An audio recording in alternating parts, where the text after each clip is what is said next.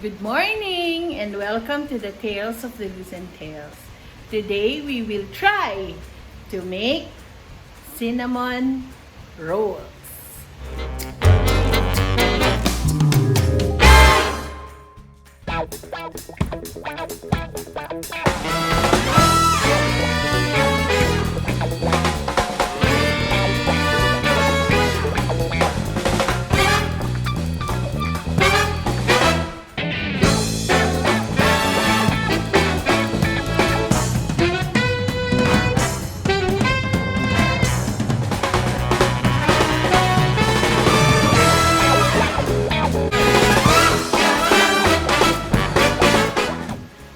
May napanood po akong cinnamon roll recipe from Bincy Chris from YouTube. I will put the link of the video where I got the recipe.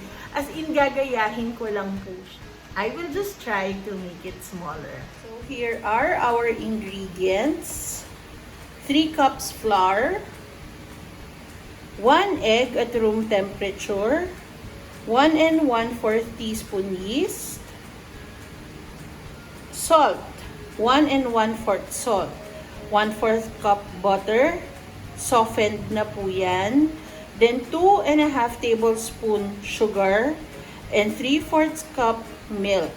Sabi po, warm, kaya nilagay ko po siya sa warm water. Then, to warm it up. So, these are the ingredients for the dough. For the filling, we have cup brown sugar, 2 teaspoons cinnamon, and 1/4 cup butter. Gusto ko sabihin dun sa YouTube channel na Bincy Chris is when you mix it, you just have to mix it lightly. Hindi siya kailangan well mixed. So again, disclaimer po, I'm not a trained cook or baker. I'm just trying to copy what YouTube has to offer. So, let's give this a try. Let's start. Ang sabi po, first, add the warm milk. Okay. We have the milk. And then, egg. Then, whisk them together. Yun po ang sabi sa instruction. Whisk, whisk, whisk, whisk, whisk. Add sugar.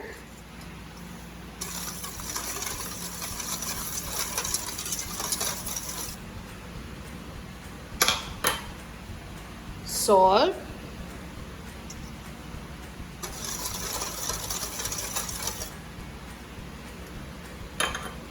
Yung softened butter. So, pagdating na po dito, ang gagamitin na yung dapat yung wooden spatula. Ano matawag doon? Paddle? Wooden something. Wooden. So, pero wala po ako nun. Kaya ang gagamitin ko ay spatula. Rubber spatula. So, just mix.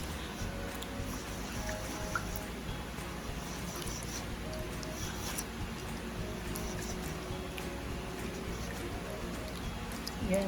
Panoorin nyo rin po yung video ni Bincy. I just want to give this a try na Philippine setting using ingredients that are accessible to us, in our temperature, and in the equipment that are available for us here in the Philippines. Kung ano lang naman po din, syempre yung available. So, hindi ito ma-eksakto. So, mix, mix, mix. Then, add yeast. Sabi, add yeast. And then, the flour. Instant yeast po yan. And then, the flour. Then, just combine lightly. Combine lightly.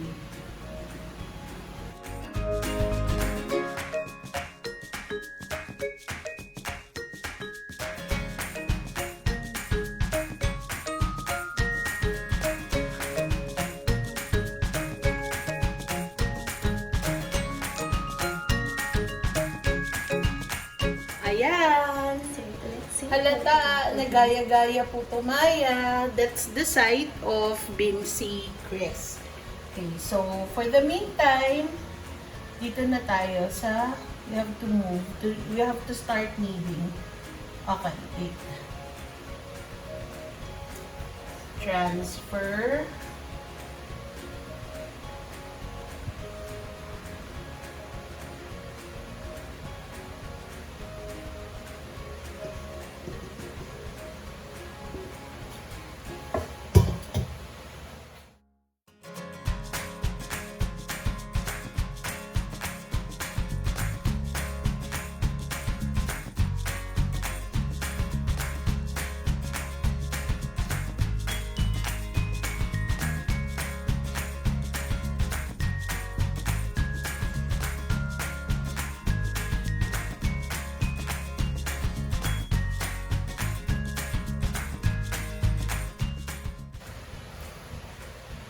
Knead daw po for about 4 to 5 minutes until you have a nice ball.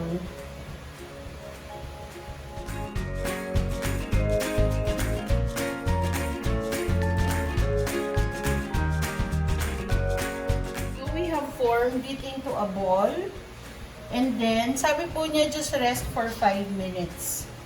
Okay. Cover with a bowl. Cover 5 minutes. And then while we're waiting for 5 minutes, combine lang daw po yung cinnamon and sugar.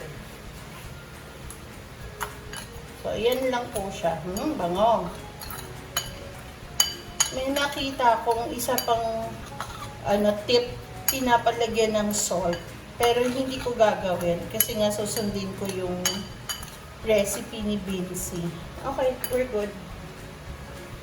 Alright, so after 5 minutes, nag-rest na yung dough natin. Dough adhere. And we will roll. Ito lang yung part na hindi ko susundin. So, I want to cut. Cut ko siya. Then, ito muna. And we roll. Oh, dapat rectangular. So, ganyan.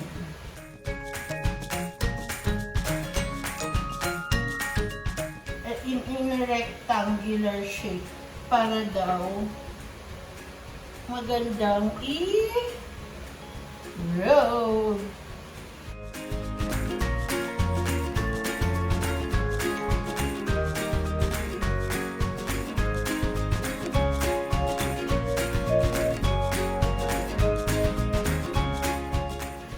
Okay, so we have this.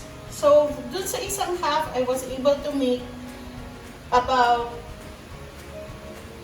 28 cm by 30 centimeters of dough. Then, spread with butter.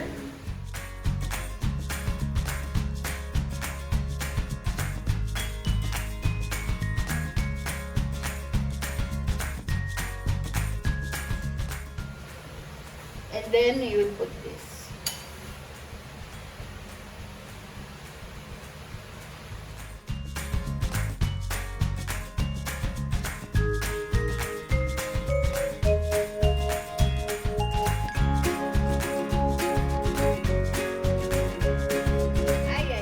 This is the most exciting part. So,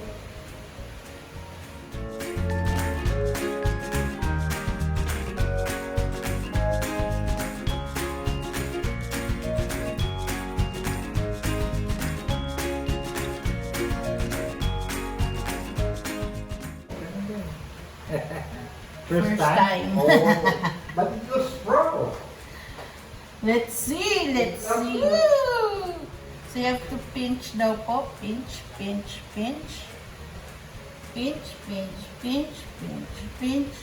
to seal. Pinch to seal.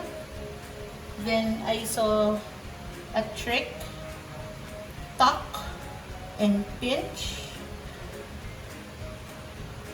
Same thing, tuck and pinch. And then roll a bit. So we can see, have to somehow divide. Half, half, half, half, half, half, half. So maliliit lang po talaga ito.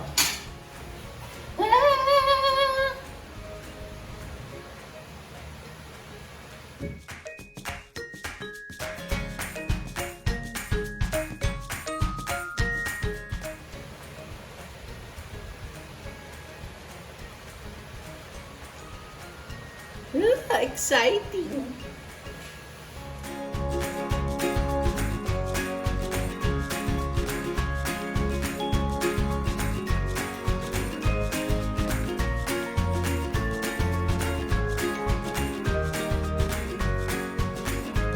This is what we have so far. If we made 8 in the first half, then therefore we'll be able to make 16 in this recipe.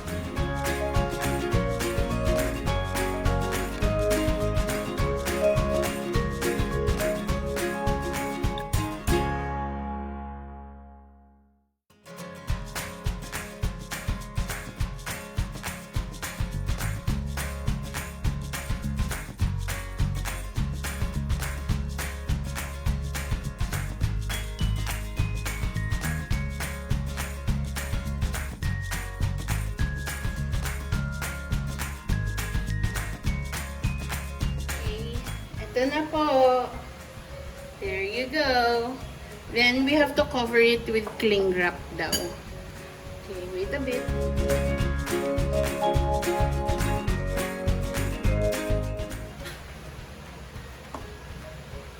Then pinapasok ko po siya sa oven so it's out of the way.